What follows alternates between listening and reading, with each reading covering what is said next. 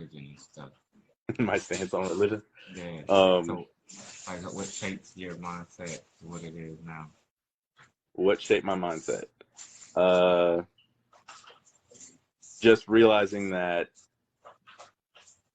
I guess the beliefs that I had growing up or that were like put on me were I had no real reason to believe that other than they were put in my head from a young age. Like I guess stepping away and looking at it objectively kind of made it seem like, wait, this kind of seems ridiculous to me. Like, why do I believe this in the first place? Not to bash anybody else for their beliefs. I'm just saying that's kind of Mm-hmm. how I came to my own. Uh, When when did that start? Like, what age do you think? say 15 or 16. Oh man, so It so was. I mean, early it was a on. transition. It wasn't just. I didn't just wake up one day and be like, oh shit, I don't believe in this. It was just kind of. I mean, just being introspective and then like seeing how there's all these other options out there, but like I don't feel like I have to pick one of those. Like it's not like an ABC situation. I can just it could be a none of the above situation. And since I don't personally feel like I have any reason to believe in one of these things over the other, I just don't believe that necessarily any of them are true. In terms of explaining deep questions like why we're like factual questions like, how people came to be and, how the earth came to be, all that kind of stuff. Like there's the two levels. There's the historical stories that Mhm. I mostly just don't think are at all true. But and then there's the more spiritual side of it where it's like more to do with, morals and ethics, things like that. But I think those are values that people can have independent of any sort of, religion.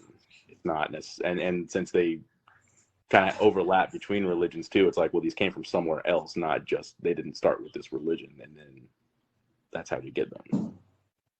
So That was a lot. do you wrote?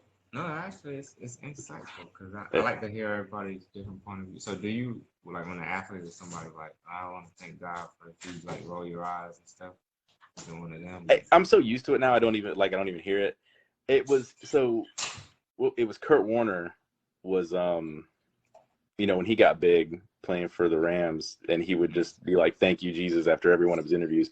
Yeah, I definitely rolled my eyes at that because it like started to be his whole shtick or whatever. But then like it's like going back to Tim Tebow when he came in and he obviously like couldn't hack it as a quarterback. Everybody was saying, "Oh, they just hate Tim Tebow because he believes in God." Like, what?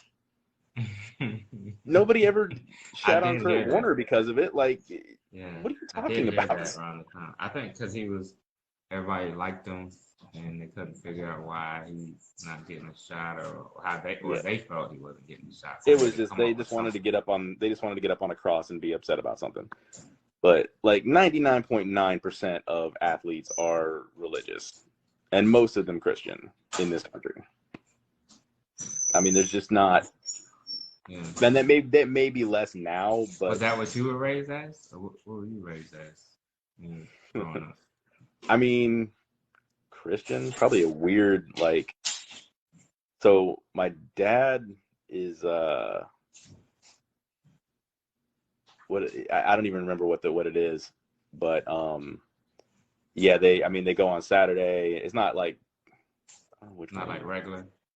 Yeah, so Christmas and Easter are like pagan holidays and all that. Like they don't believe in that. Mm, Um, okay. so yeah, it's a weird set of beliefs, but it wasn't that was necessarily pushed all that hard on me. It was just that growing up in America in a relatively religious area Hmm. most of my life, it was and having religious people around me, it's just that thing you kind of believe by default until you start to look